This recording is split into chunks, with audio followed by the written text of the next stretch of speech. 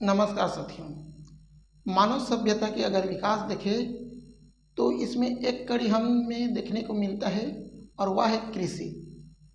क्या कृषि से ही मानव सभ्यता का विकास हुआ है?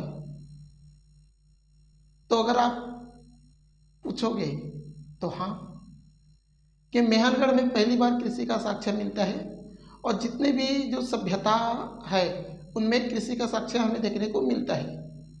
कृषि का तात्पर्य है सीधे किसान को जोड़ता है, चाहे आप कुछ भी कृषि कीजिए, किसान के बिना कृषि अधूरा है।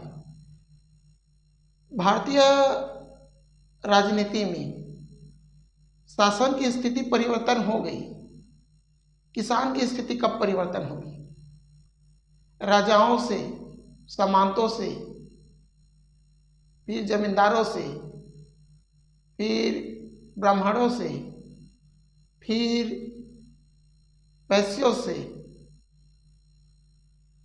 और आज बड़े बड़े इंडस्ट्रियों से, सभी की स्थितियां सत्ता के प्रति परिवर्तन होती चली गई।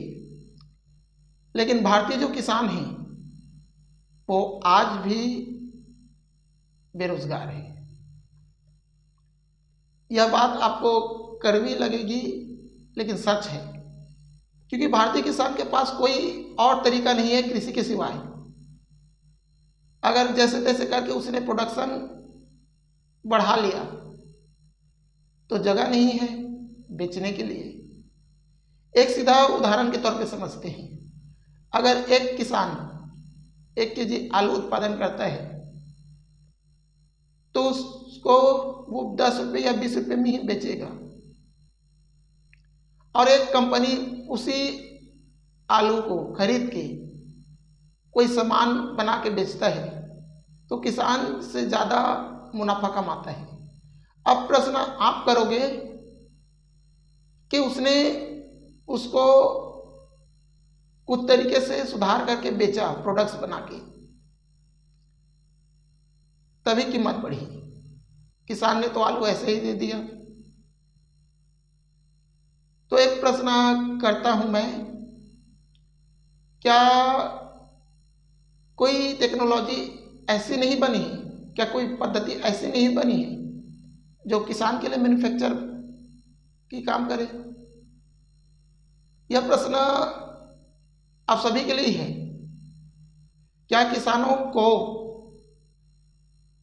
बेबस छोड़ना, परिस्थिति के हवाले धकेलना एक अच्छी रणनीति है क्या? हर साल लोग चुनाव पे चर्चा करते हैं, किसी के व्यक्तिगत जीवन पे चर्चा करते हैं, लेकिन वही लोग कृषि पे चर्चा नहीं करते।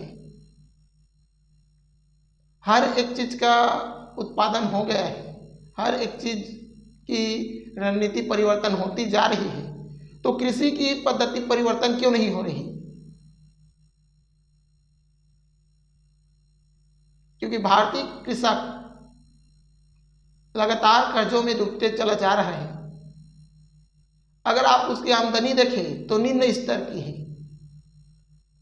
आज भारतीय लोगों की स्थिति ऐसी हो गई है कि उन्हें हर एक चीज सस्ता चाहिए।